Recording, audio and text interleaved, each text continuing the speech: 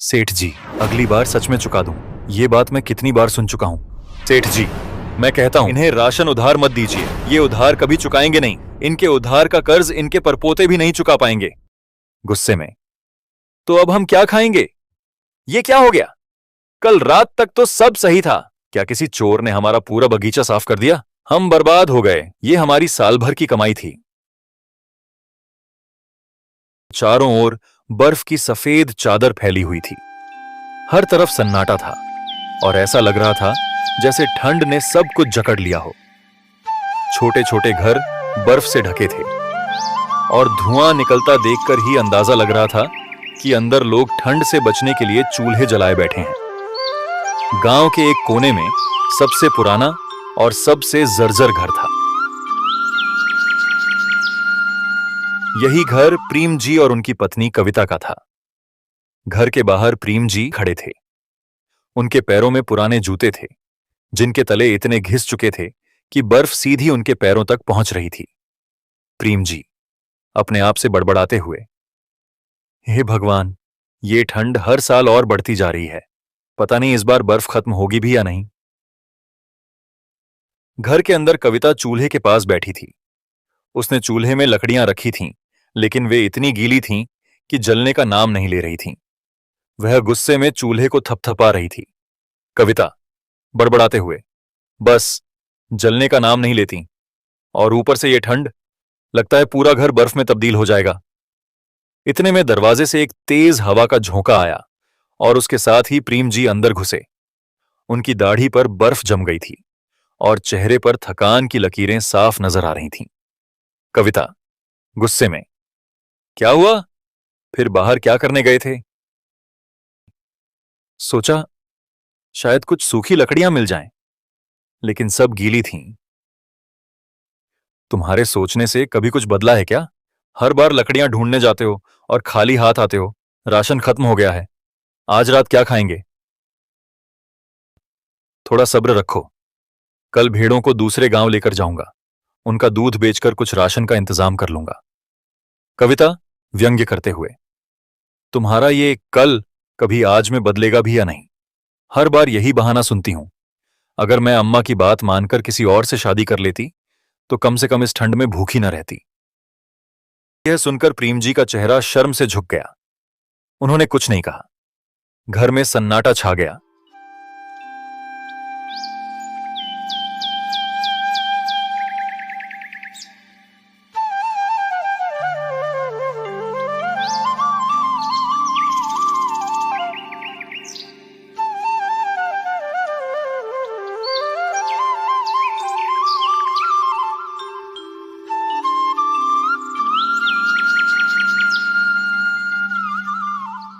पर सुबह का समय था, लेकिन ठंडी हवा किसी धारदार चाकू की तरह शरीर को चीर रही थी।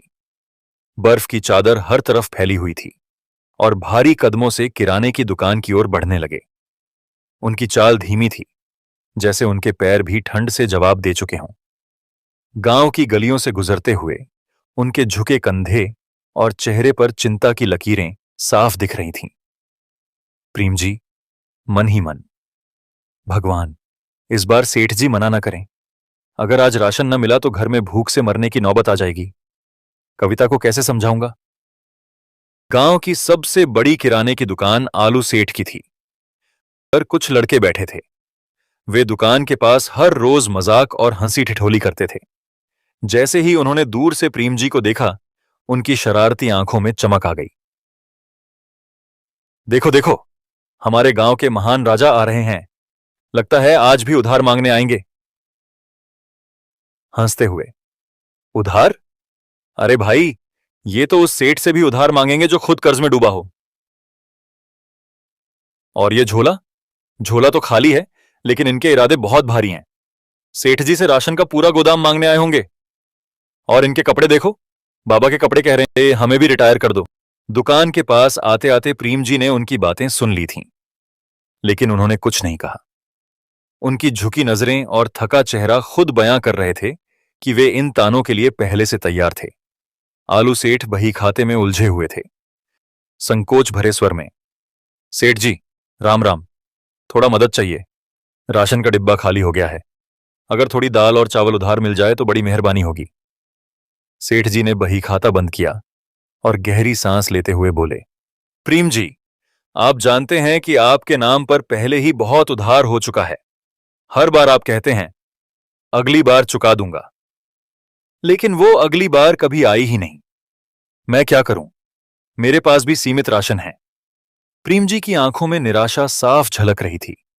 प्रीम जी, धीमी आवाज में, सेठ जी, अगली बार सच में चुका दूंगा। मेरी भेड़ों का दूध बिकते ही सबसे पहले आपका हिसाब चुकाऊंगा।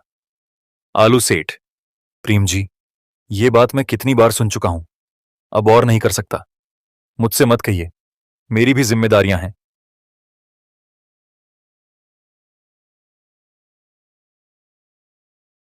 सेठ जी, मैं कहता हूं, इन्हें राशन उधार मत दीजिए।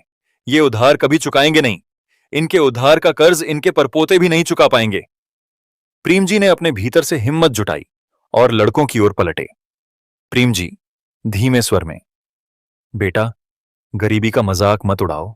तुम्हें क्या पता भूख क्या होती है। जब तुम घर पर गरम गरम खाना खाते हो तो सोचो, किसी का घर ऐसा भी है जहां पानी पीकर सोना पड़ता है। बाबा, हम गरीबी का मजाक नहीं उड़ा रहे। हम आपकी बहादुरी की तारीफ कर रहे हैं। इतनी ठंड में भी आप अपनी झोली लेकर यहां तक आ गए। ये कम साहस की बात है क्या? और हां, हमें भूख के बारे में कुछ नहीं पता। हमारे खेत तो सेब के पहाड़ से भरे पड़े हैं, लेकिन हमें यह जरूर पता है कि खाली पेट बहाने बनाने वाले ज्यादा भूखे रहते हैं। तुम लोग यहां मजाक उड़ाने आए हो या कुछ खरीदने? अगर कुछ काम नहीं है तो बाहर जाकर बैठो। प्रीम जी की बेबसी और दुकान से बाहर निकलना, प्रीम जी ये सब सुनकर अब और नहीं झेल सके। उन्होंने खाली झोला उठाया और सिर झुकाए बाहर निकलने लगे। दुकान से खाली हाथ लौटते हुए प्रीम जी के कदम भारी हो गए थे। बर्फ उनके पुराने जूतों के अंदर तक घुस चुकी थी और ठंडी हवा उनके चेहरे पर थप्पड़ मार रही थी। हर कदम के साथ उनके मन में एक ही सवाल गूंज रहा था, कविता से कैसे कहूं कि आज भी खाली हाथ लौटा हूं। कविता बिना उनकी तरफ देखे, आ गए? झोले में राशन नहीं दिख रहा? क्या सेठ ने मना कर दिया? प्रीम जी, धीमे स्वर में, सेठ ने कहा, पहले पुराना उधार चुका दूं। कविता ने यह सुनते ही चूल्हे को छोड़ दिया और गुस्से से उनकी ओर घूमी। कविता गुस्से में, तो अब हम क्या खाएंगे? ये बर्फ?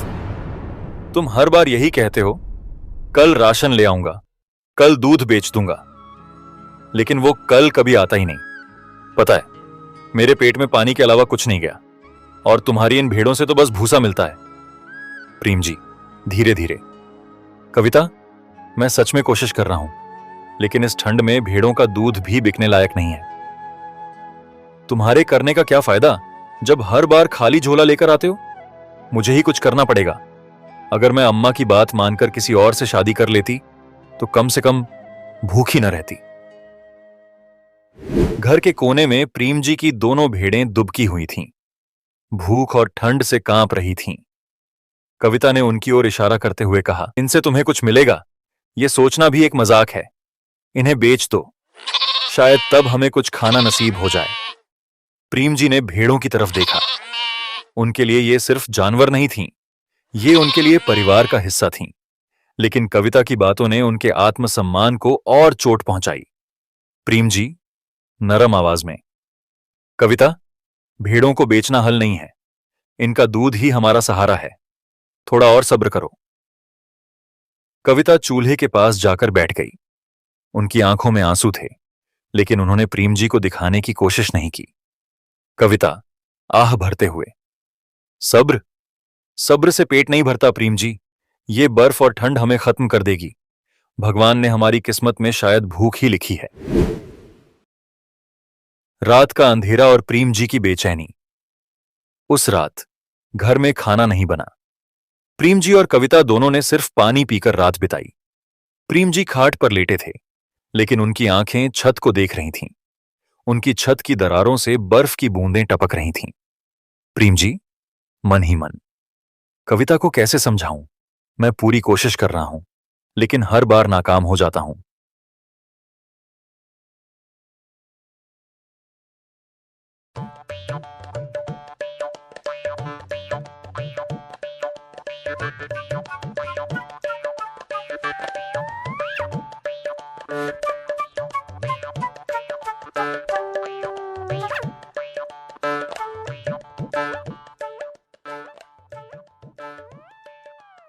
अगली सुबह बर्फबारी और ठंडी हवाओं ने गांव को पूरी तरह से अपनी गिरफ्त में ले लिया था। हर तरफ सफेद बर्फ की मोटी चादर फैली हुई थी। सूरज ने जैसे बादलों की रजाई ओढ़ ली हो और उसकी किरणें जमीन तक पहुंचने की कोशिश में ही हार मान चुकी थीं। उनकी नजर कविता पर पड़ी, जो चूल्हे के पास बैठी थी। वह कुछ नहीं बोली, लेकिन उसके चेहरे पर गुस्से और निराशा की छाया साफ दिख रही थी। प्रेम जी, धीमे स्वर में, कविता, मैं भेड़ों को दूसरे गांव ले जा रहा हूं। हो सकता है वहां कोई दूध खरीद ले। शाम तक राशन का इंतजाम हो जाएगा। कविता ने सिर उठाकर उनकी ओर देखा, लेकिन कुछ नहीं कहा। उनकी भेड़ें उनके पीछे पीछे बर्फ में लड़खड़ाते हुए चल रही थीं। बर्फ में पैर हर बार धंसते थे और ठंडी हवा उनके चेहरे को बर्फ की चुभन जैसा महसूस करवा रही थी। उनकी भेड़ों के पैरों में भी बर्फ चिपक गई थी और वे भी ठंड से कांप रही थीं। प्रेम जी, भेड़ों से बात करते हुए, चलो बच्चों, थोड़ा और चलो। दूसरे गांव में जरूर कुछ ना कुछ मिलेगा। हमें हार नहीं माननी चाहिए। रास्ते में उन्होंने दूर दूर तक फैले बर्फीले खेत देखे। दूसरे गांव के नजदीक पहुंचते ही प्रेम जी की नजर एक बड़े से सेव के ढेर पर पड़ी। ये सेव इतने चमकदार और लाल थे कि बर्फ की सफेदी में वे मानो लालटेन की तरह चमक रहे थे। प्रेम जी की आंखें चौंधियां गईं। सेव के पास एक लंबा और बड़े कोट में लिपटा हुआ अंग्रेज खड़ा था। उसके चेहरे पर हल्की मुस्कान थी। वह सेव के ढेर का निरीक्षण कर रहा था। अंग्रेज अपने आप से, These apples are perfect. I must send them to my country. These will make excellent exports. प्रेम जी, जो अंग्रेजी नहीं समझते थे, सेव के ढेर को घूर रहे थे। उनकी भेड़ें सेव के पास जाकर घास की तलाश में मुंह मारने लगीं। अंग्रेज ने प्रेम जी को देखा और उनकी ओर इशारा किया। अंग्रेज, are you the owner of these apples? Prem ji को अंग्रेजी समझ में नहीं आती थी। वे सिर्फ यस और नो जानते थे। उन्होंने सिर हिलाकर यस कह दिया। अंग्रेज ने सेव के ढेर की ओर इशारा करते हुए प्रेम जी से बातचीत शुरू की। उसका चेहरा चमक रहा था, मानो उसने सोने की खान ढूंढ ली हो। अंग्रेज उत्साहित होकर, These apples are absolutely marvelous. They are perfect for export. I will pay you a very good price for them. Prem ji, जिनकी अंग्रेजी की समझ यस और नो तक सीमित थी, अंग्रेज को खाली घूरने लगे। उनके दिमाग में यह बात बैठ गई थी कि यह विदेशी उनकी भेड़ों को खरीदना चाहता है। प्रेम जी, यस यस, बहुत बढ़िया। अंग्रेज ने अपनी जेब से नोटों की गड्डी निकाली और उन्हें गिनते हुए कहा, अंग्रेज, I will pay you this much for these apples. This is a very good deal for you. Prem ji ने नोटों की गड्डी को देखकर अपनी आंखें चौड़ी कर लीं। प्रेम जी मन में, इतने पैसे? अरे, ये तो मेरी भेड़ों के लिए बहुत ज्यादा है। मैं इससे 100 भेड़ें खरीद सकता हूं। वे मुस्कुराते हुए बोले, प्रेम जी, इतने पैसों में तो मेरी सारी भेड़ें बिक जाएंगी। अंग्रेज, जो सेव के ढेर पर अपना पूरा ध्यान लगाए हुए था, प्रेम जी की बात को समझे बिना सिर हिलाकर मुस्कुराने लगा। अंग्रेज, good good, now let's seal the deal. Prem ji ने पैसे हाथ में लिए और रस्सी पकड़कर अपनी दोनों भेड़ों को अंग्रेज की तरफ खींचते हुए कहा, प्रेम जी, लो, ये रंभा और चमेली, अब ये तुम्हारी हैं। अंग्रेज, जो सेवों को ट्रक में लदवाने की तैयारी कर रहा था, भेड़ों को देखकर थोड़ा चौंका। अंग्रेज, what is this? Sheep? Why are you giving me these sheep? Prem ji ने अंग्रेज की हैरानी को नजरअंदाज करते हुए कहा, प्रेम जी, अरे भाई, ये भेड़ें बहुत खास हैं। इनका दूध पीकर तो राजा महाराजा भी खुश हो जाएं। अंग्रेज, जिसे प्रेम जी की बात समझ नहीं आ रही थी, सेवों की तरफ इशारा करते हुए जोर से बोला, अंग्रेज, I don't want your sheep. I bought these apples, not your sheep. Prem ji, जो अंग्रेजी के एप्पल्स और शीप में फर्क नहीं समझते थे, अंग्रेज की बात को पूरी तरह से अनसुना कर गए। प्रेम जी गर्व से, भाई साहब, आपको तो इन भेड़ों का दूध जरूर ट्राई करना चाहिए। ये भेड़ें किसी को निराश नहीं करेंगी। देखो ये कितनी सीधी सादी हैं। रंभा तो गाती भी है। Sings? What are you even saying? I want apples, not these sheep. अरे हां, समझ गया। आप कह रहे हो कि भेड़ें गाती हैं और यह सच है। रंभा और चमेली तो पूरे गांव की जान है, लेकिन अब ये आपकी हैं। अंग्रेज ने माथा पकड़ लिया। वह सेब के ढेर की तरफ इशारा करते हुए चिल्लाया, अंग्रेज, apples! I paid for these apples, not for these sheep. अरे हां सेब, सेब की क्या बात कर रहे हो? ये भेड़ें तुम्हारे लिए जन्नत हैं। सेब तो हर कोई खा सकता है, लेकिन भेड़ें, ये सिर्फ अमीरों के लिए हैं। अंग्रेज का धैर्य जवाब देता है। अंग्रेज ने गहरी सांस ली और अपने हाथ से सेबों की तरफ इशारा करते हुए कहा, I am talking about these apples. I paid you for these apples. Do you understand? Yes yes, सब समझ गया। आप सेब नहीं, मेरी भेड़ें ले रहे हो। धन्यवाद भाई, अब मेरी किस्मत बदल जाएगी।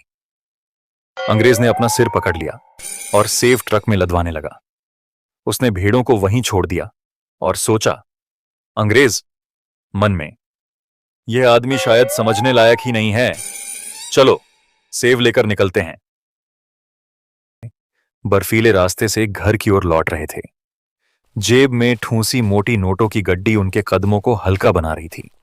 चेहरे पर पहली बार आत्मविश्वास की झलक थी और उनकी चाल में एक अनोखा रुतबा झलक रहा था। प्रेम जी खुद से, वाह क्या किस्मत है मेरी। इतनी मोटी कमाई तो मैंने कभी सपने में भी नहीं देखी थी। भेड़ों को बेचकर इतना पैसा मिला कि अब कविता मुझे कभी ताना नहीं दे पाएगी। उनके पैर बर्फ में धंस रहे थे, लेकिन इस बार उन्हें ठंड का एहसास नहीं हो रहा था। वे मन ही मन सोच रहे थे कि घर पहुंचते ही कविता को क्या कहेंगे। प्रेम जी अपनी भेड़ों को बेचने के गुमान में खुश थे, जबकि अंग्रेज सेवों को खरीदकर वापस चला गया। घर के अंदर कविता लकड़ी के चूल्हे के पास बैठी थी। वह चूल्हे की बुझती आग को हवा देने की कोशिश कर रही थी। ठंड से उसका चेहरा लाल हो गया था और उसकी आंखों में चिंता साफ झलक रही थी। जैसे ही दरवाजे पर आहट हुई, उसने तेजी से सिर उठाया। दरवाजा खुला और प्रेम जी अंदर दाखिल हुए। उनके चेहरे पर मुस्कान थी और वे विजयी अंदाज में अपनी जेब से नोटों की गड्डी निकालकर लहराने लगे। प्रेम जी गर्व से, देखो कविता, आज तुम्हारे पति ने इतिहास रच दिया। इतना पैसा लेकर आया हूं कि अब हमारी गरीबी खत्म। कविता ने नोटों की गड्डी देखी और चौंक कर खड़ी हो गई। कविता हैरानी से, इतने पैसे कहां से आए? क्या तुमने भेड़ों को बेच दिया? हां, मैंने अपनी दोनों भेड़ों को एक गोरे आदमी को बेच दिया। वह बहुत अमीर था। मैंने उसे समझाया कि रंभा और चमेली कितनी अनमोल हैं, और देखो उसने मुझे इतनी मोटी रकम दे दी। कविता ने नोटों को गिना और फिर प्रेम जी की ओर देखा। कविता, इतने पैसे? तुमने क्या उससे कहा था? प्रेम जी सीना चौड़ा करते हुए, मैंने उसे बताया कि मेरी भेड़ें दूध देती हैं, ऊन देती हैं और खुशियों का खजाना भी। मैंने कहा कि ऐसी भेड़ें पूरे देश में नहीं मिलेंगी। उसने मेरी बात मान ली और झट से पैसे निकाल दिए। तुमने सच में कमाल कर दिया। मैं सोच भी नहीं सकती थी कि तुम कभी इतना बड़ा काम करोगे। जैसे ही प्रेम जी और कविता अपनी सफलता पर चर्चा कर रहे थे, दरवाजे पर खटखट की आवाज हुई। प्रेम जी ने दरवाजा खोला और देखा कि उनकी दोनों भेड़ें रंभा और चमेली ठंड में कांपते हुए दरवाजे पर खड़ी थीं। कविता हैरानी से, ये भेड़ें यहां कैसे? तुमने तो इन्हें बेच दिया था ना? प्रेम जी जो पहले से ही अपनी बातों में उलझे हुए थे, भौंचक्के रह गए। प्रेम जी ने भेड़ों की तरफ घूरते हुए कहा, प्रेम जी, रंभा, चमेली, तुम दोनों यहां क्या कर रही हो? मैंने तुम्हें बेच दिया था। जाओ, वापस जाओ। लेकिन भेड़ें अपनी जगह पर खड़ी रहीं। हे भगवान, ये क्या हो गया? हमारे सेब कहां गए? अरे ये पूरा का पूरा सेब का ढेर कहां चला गया? कल रात तक तो सब सही था। क्या किसी चोर ने हमारा पूरा बगीचा साफ कर दिया? हम बर्बाद हो गए। ये हमारी साल भर की कमाई थी। सीख, ये कहानी सिखाती है कि वीडियो अंत तक देखने के बाद लाइक करना चाहिए और हमारे चैनल को सब्सक्राइब करना चाहिए